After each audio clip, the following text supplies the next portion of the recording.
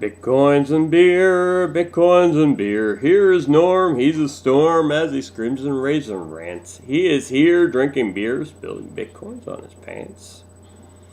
Well, Satoshi Nakamoto, that's a name I like to say.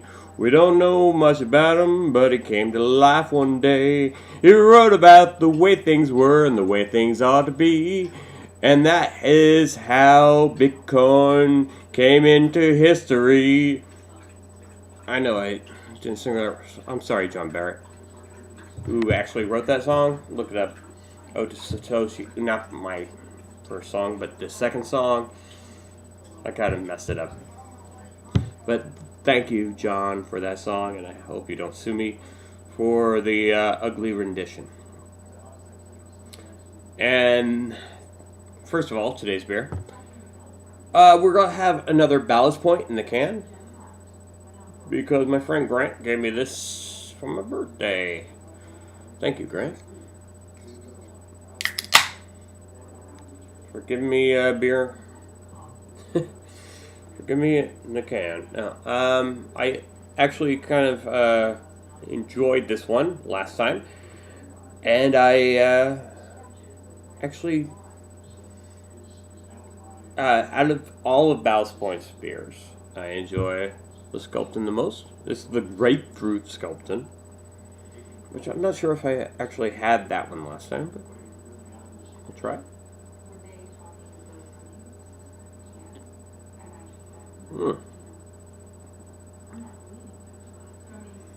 Interesting. I don't think this is the one I had last time, but it is very kind of... It's tasty. And I like it drinking it from the can, so it's very tasty. So I guess you're wondering about... I want to talk about Satoshi Nakamoto because it's always a name that comes up in Bitcoin, as you may or may not know, because that is the name that introduced Bitcoin to the world and actually made Bitcoin go down in history. And there was this other guy named Dorian Satoshi Nakamoto that was accused of being Satoshi Nakamoto that actually, Andrea Antonopoulos had to teach how to use Bitcoin, and all he got was a stupid t-shirt that says, I got to teach Dorian Nakamoto Satoshi Nakamoto how to use Bitcoin. Satoshi is the fictional, possibly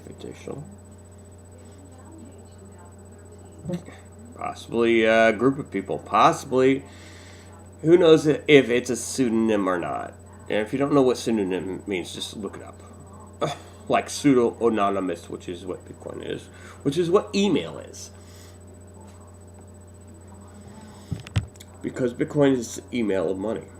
But... getting past that, look up Satoshi Nakamoto, read the whatever Wikipedia page or whatever you want to read about him, because it is a kind of a fascinating story, because he chose to stay anonymous, even though he wrote actually the initial Bitcoin protocol, the initial software, the white paper. He said he wrote the software first and then the white paper, and then he went into anonymity, or however you pronounce that word. Good thing. Kind of like the banks don't have actually owners because they're a corporation, and they can say, oh yeah, we manipulated this price of currency, and no one can go to jail because we don't actually have an owner, we just have whatever, a CEO, whatever, that, he's already kind of left the company, or we'll pay the fine. Whatever. So no one owns Bitcoin. There is no CEO.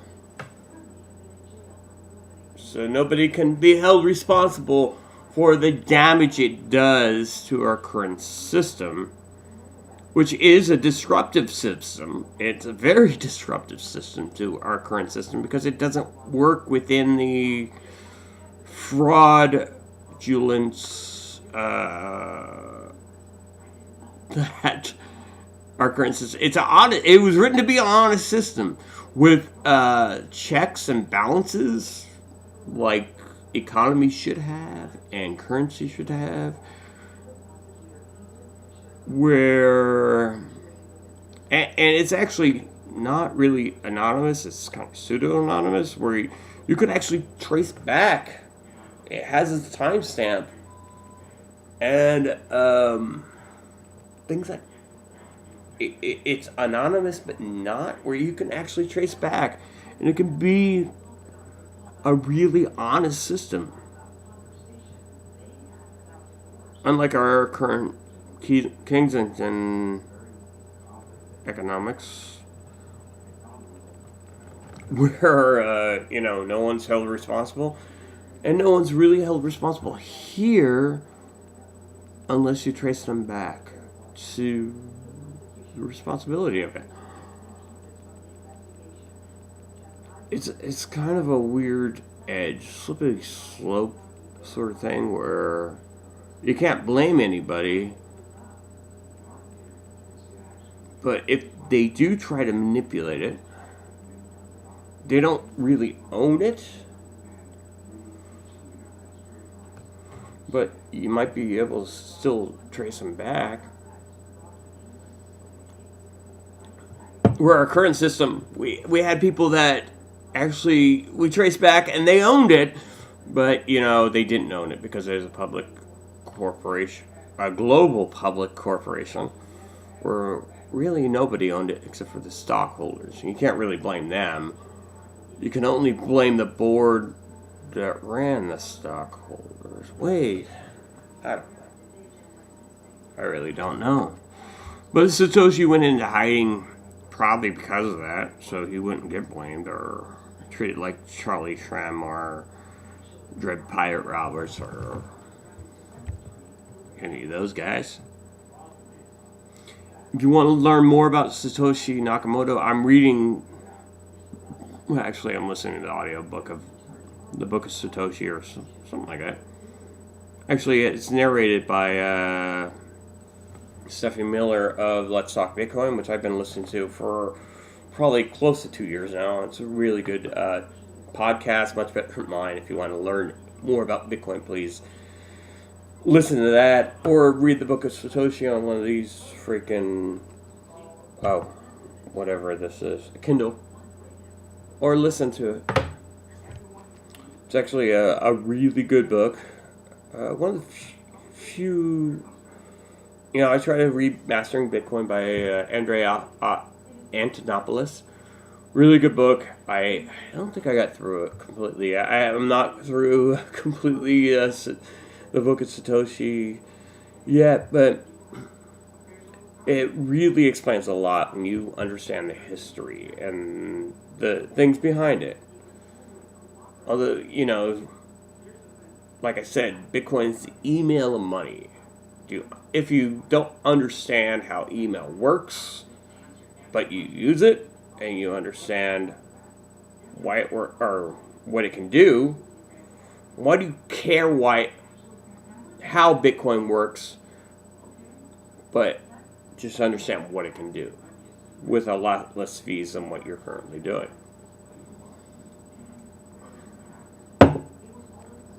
Why do you care? You use the internet to get news, right?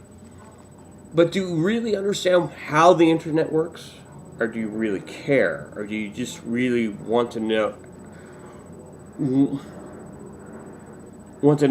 what it can do instead of how it works? And this is a problem I have with Bitcoin, because people want to know how it works instead of what it can do. When I try to explain how it works, they don't really care. They just want to know what it can do.